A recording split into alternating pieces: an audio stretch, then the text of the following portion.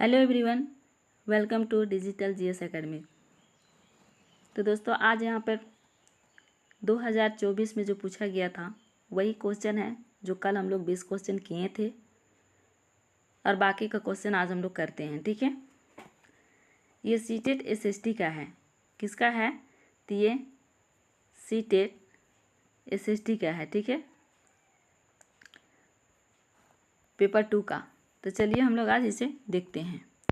और जो चैनल में पहली बार आए हैं चैनल को सब्सक्राइब कर लीजिए, ऐसा वीडियो आप लोगों को हमेशा मिलते रहेगा। तो यहाँ पर फर्स्ट क्वेश्चन है कि क्या चीज़ किसी वस्तु अथवा पदार्थ को संसाधन बनाती है? एक में है निष्कर्षण, दूसरा में है वस्तु की खोज, तीसरा में है शुद्धिकरण और चौथा में है उपयोगिता अथवा प्रयोज्यता। तो बताइए इसका आंसर क्या हो जाएगा? तो दोस्तों इसका जो आंसर हो जाएगा वो फोर्थ ऑप्शन हो जाएगा। क्या हो जाएगा? तो फोर्थ ऑप्शन इसका आंसर हो जाएगा। नेक्स्ट क्वेश्चन है 1929 में बाल विवाह निषेध अधिनियम पारित किया गया। इस अधिनियम के अनुसार पुरुष तथा महिला के लिए शादी की न्यूनतम आयु क्रमांश कितनी रखी गई थी? तो एक में है 21 वर्ष तथा 18 वर्ष, दूसरा में है 17 वर्ष तथा 15 वर्ष और तीसरा में है 20 वर्ष तथा 18 वर्ष और चौथा में है 18 वर्ष तथा 16 वर्ष। तो बताइए दोस्तों इसमें क्या सही है?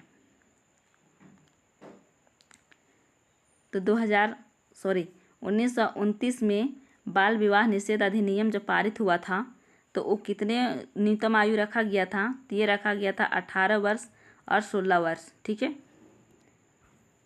नेक्स्ट क्वेश्चन है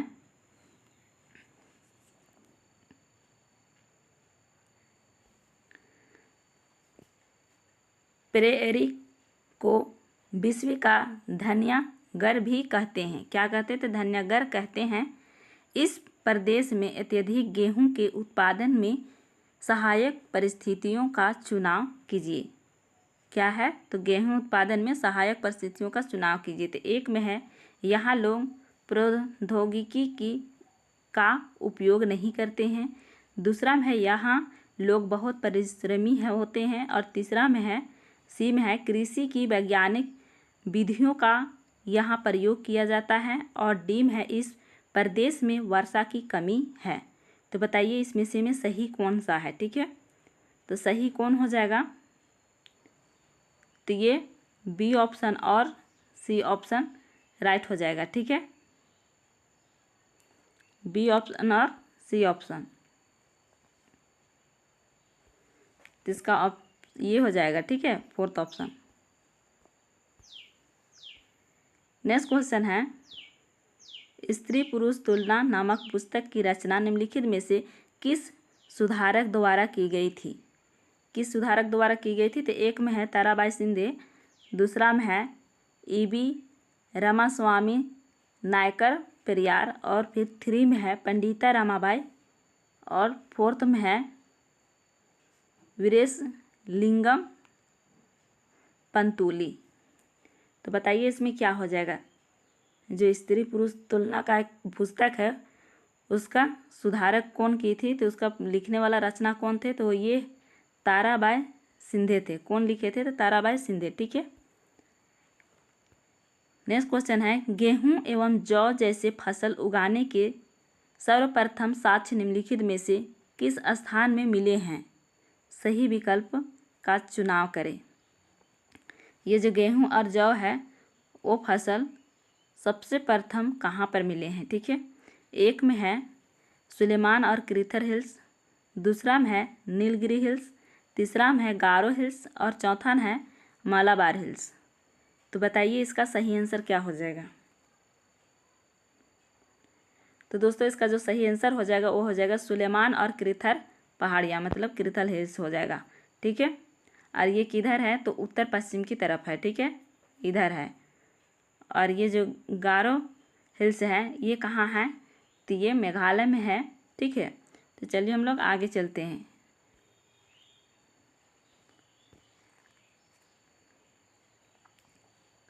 नेक्स्ट है हमारा सौर परिवार निम्नलिखित खगोलीय पिंडों से बना है। मतलब हमारे जो सौर परिवार है वो कौन कौन चीज़ों से बना है। एक में है सूर्य ग्रह, उपग्रह, क्षुद्र ग्रह, उल्कापिंड। दूसरा में है ग्रह, उपग्रह, क्षुद्र ग्रह और सप्तऋषि। तीसरा में है नक्षत्र मंडल, ग्रह और सूर्य। और चौथा में है उपग्रह, ग्रह, ध्रुव तारा। तो बताइए इसमें क्या हो जाएगा सही। तो इसमें सही हो जाएगा सूर्य ग्रह, उपग्रह, क्षुद्र ग्रह, उल्कापिंड। फर्स्ट ऑप्शन क्या हो जाएगा, तो राइट हो जाएगा। ठीक है। नेक्स्ट क्वेश्चन है, निम्नलिखित में से वायुमंडल का अधिकांश कौन सी दो गैस है। किसका, तो वायुमंडल में जो अधिकांश है वो कौन सी दो गैस है। तो एक में है नाइट्रोजन और ऑक्सीजन, दूसरा में है ओजोन और हीलियम, तीसरा में है नाइट्रोजन और हाइड्रोजन, चौथा में है कार्बन डाइऑक्साइड और ऑक्सीजन। तो बताइए इसका जो सही हो जाएगा वो कौन सा हो जाएगा। तो इसका जो सही आंसर हो जाएगा वो हो जाएगा फर्स्ट ऑप्शन, नाइट्रोजन और ऑक्सीजन। नाइट्रोजन कितना पाया जाता है, तो नाइट्रोजन पाया जाता है 78% और ऑक्सीजन कितना पाया जाता है, तो ये पाया जाता है 21%। ठीक है। नेक्स्ट है, एक ग्लोब पर खींची गई रेखाओं को अक्षांश और देशांतर के रूप में जाना जाता है। क्या जाना जाता है, ये है पृथ्वी, तो ये क्या है, तो अक्षांश है। और ये पृथ्वी है, तो ये क्या है, तो ये रेखा देशांतर है। ठीक है, ये खड़ी रेखा देशांतर है और ये जो लेटा हुआ रेखा है वो अक्षांश है। तो इसे जाना जाता है। ये रेखाएं किस उद्देश्य को पूरा करती है, मतलब ये किस चीज़ का पूरा करती है। तो एक में है ग्लोब को सुंदर बनाने के लिए, तो क्या ये ग्लोब को सुंदर बनाने के लिए किया जाता है। दूसरा में है ये पृथ्वी पर अल रेखाएँ हैं तथा पृथ्वी की भौतिक विशेषताओं को इंगित करती है, तो क्या ये इंगित करती है। तीसरा में है ग्लोब पर डिज़ाइन बनाने के लिए, तो क्या ये डिज़ाइन बनाती है।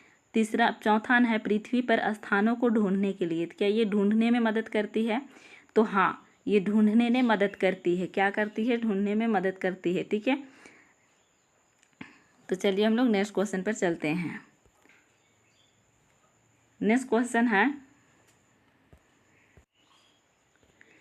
क्वेश्चन है, भारत और बांग्लादेश पटसन जूट के अग्रणी उत्पादक है। पटसन की वृद्धि को बल प्रदान करने वाले कथनों का चयन कीजिए।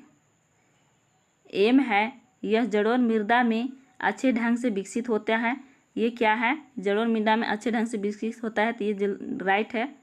उसके बाद इससे उच्च तापमान की आवश्यकता होती है, ये भी राइट है। इसे निम्न तापमान और निम्न वर्षा की आवश्यकता होती है, तो जी नहीं। उसके बाद ये इससे भारी वर्षा और आर्द्रता की आवश्यकता होती है, ये भी राइट है। मतलब ए, बी और डी राइट है। तो जहाँ पर ए, बी, डी होगा वही आंसर सही हो जाएगा। तो यहाँ फोर्थ में देखिए ए, बी और डी सही है। ठीक है, तो फोर्थ ऑप्शन राइट हो जाएगा। चलते हैं हम लोग नेक्स्ट क्वेश्चन पर। नेक्स्ट क्वेश्चन है, ये बीमारियां जो एक व्यक्ति से दूसरे व्यक्ति को जल, भोजन, वायु और इत्यादि से फैलती है उसे क्या कहा जाता है। तो एक में है उपरजित बीमारियां कहते हैं, दूसरा में है जन्मजात बीमारियां कहते हैं, तीसरा में है आनुवांशिक बीमारियां कहते हैं और चौथा में है संचारणीय बीमारियां कहते हैं। तो बताइए दोस्तों यहाँ में से में कौन सा सही हो जाएगा, कौन सा हो जाएगा सही।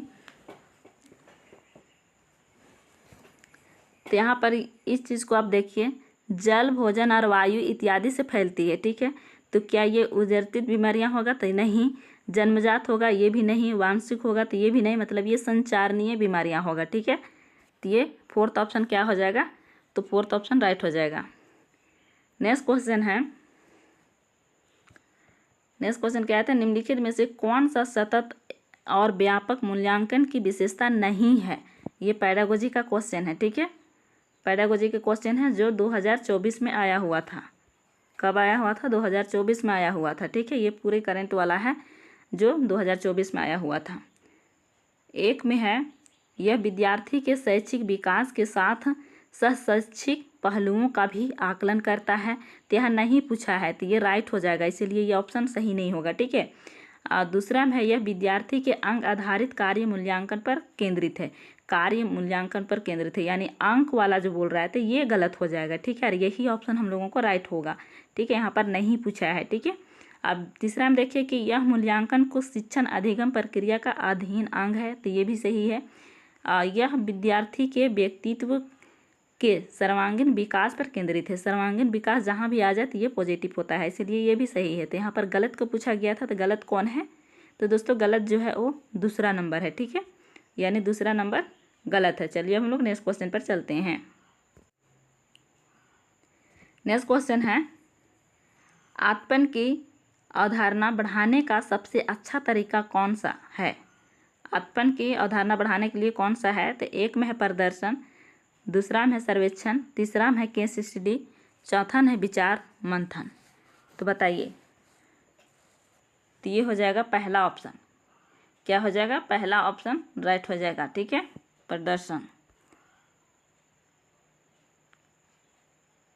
नेक्स्ट है, सामाजिक विज्ञान पाठ्यक्रम के भार को कम करने के लिए निम्नलिखित में से क्या सबसे उपयुक्त होगा? पाठ्यक्रम की क्या करना है? तो भार को कम करना है। ठीक है, एम है तथ्यों के स्मरण पर न्यूनतम बल देना, मतलब जो याद करना है उसमें कम बल देना और समझने पर केंद्रित करना। ठीक है, तो ये सही हो जाएगा। दूसरा में है संकल्पनाओं के स्पष्टीकरण को केंद्रित करना, ये भी सही हो जाएगा। तीसरा में है परीक्षा निर्देशों के आधार पर और शिक्षक के विषय वस्तु से अनभिज्ञता के कारण पाठ्यक्रम को कुछ विषयों को छोड़ देना। क्या कुछ विषयों को क्यों छोड़ देंगे? सबको पढ़ाएंगे, लेकिन उसमें बाहर के भी उसमें उसको समझने की तरीका भी बताएंगे, बाहर का जीवन से उसे अवगत कराएंगे। ठीक है, तो ये गलत हो जाएगा। सी ऑप्शन जहाँ पर भी होगा दोस्तों वो गलत हो जाएगा। ठीक है, यहाँ पर भी सी ऑप्शन है, यहाँ पर भी है, यहाँ पर भी है, तो ये ऑप्शन क्या हो जाएगा? तो फोर्थ ऑप्शन राइट हो जाएगा। ठीक है, नेक्स्ट क्वेश्चन है, निम्नलिखित में से सामाजिक विज्ञान पढ़ाने के कौशल आधारित उद्देश्य की पहचान करें। क्या करें? तो पढ़ाने के कौशल आधारित है उसे पहचान करने के लिए बोला जा रहा है। ठीक है, तो एक में है अंतर और विविधता के लिए आदर विकसित करना, दूसरा में है महाद्वीपों की ज्ञान प्राप्त करना, और तीसरा में है विभिन्न समाजों में रहने वाले लोगों की संस्कृतियों को समझना, और चौथा में है नक्शा बनाने की क्षमता विकसित करना। तो बताइए इसमें क्या हो जाएगा आंसर? तो इसमें जो आंसर हो जाएगा वो हो जाएगा चौथा ऑप्शन। ठीक है, नेक्स्ट क्वेश्चन है,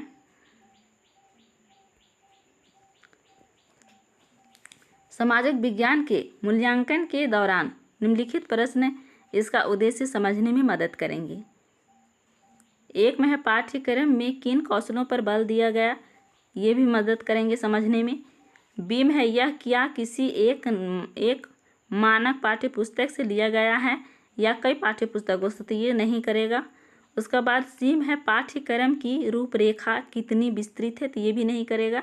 ठीक है, डी में देखिए अधिगमकर्ता से सामाजिक विज्ञान के प्रत्येक कौशल में किस स्तर की क्षमता अपेक्षित है, सही विकल्प का चयन कीजिए। तो सी और बी गलत है। ठीक है, तो यहाँ पर बी है गलत हो जाएगा, यहाँ पर भी बी है गलत हो जाएगा, यहाँ पर भी गलत हो जाएगा। तो कौन सा सही हो जाएगा? तो फोर्थ ऑप्शन राइट हो जाएगा। ठीक है, नेक्स्ट क्वेश्चन है,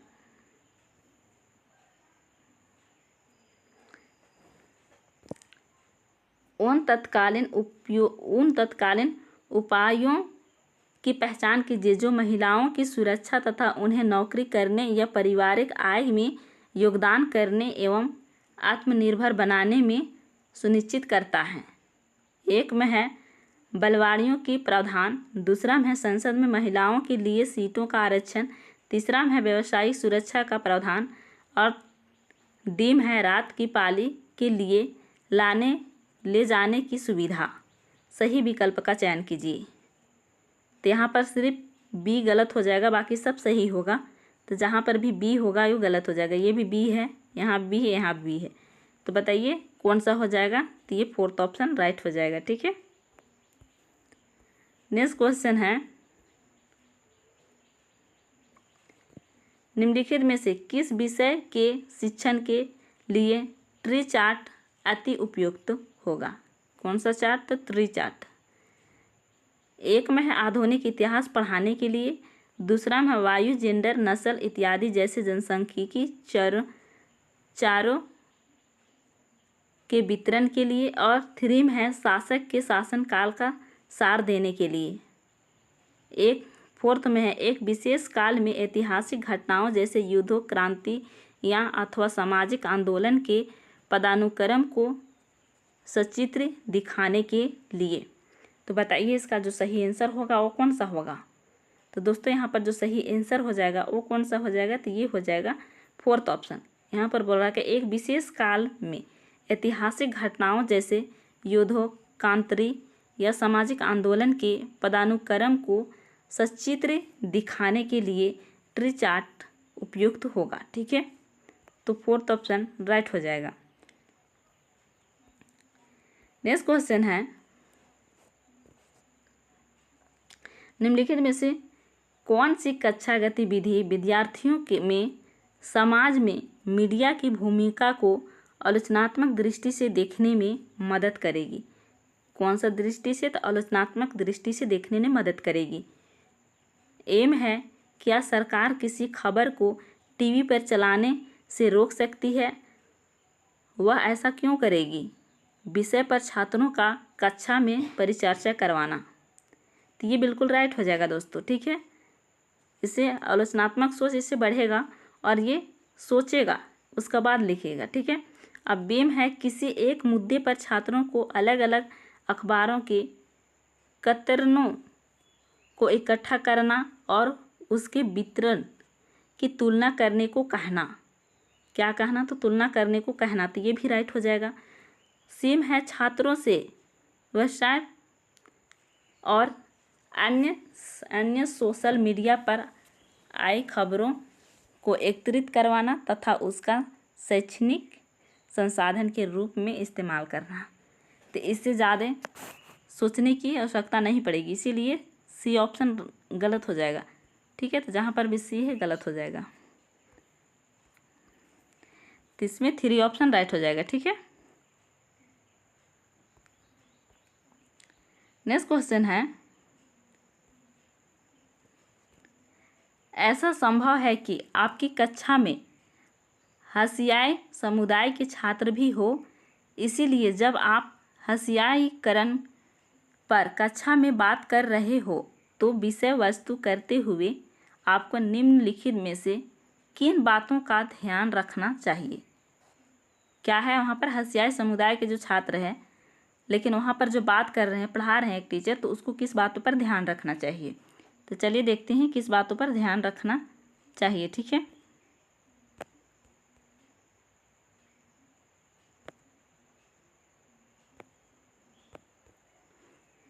तो किस बात पर ध्यान रखना चाहिए? तो ए में है खास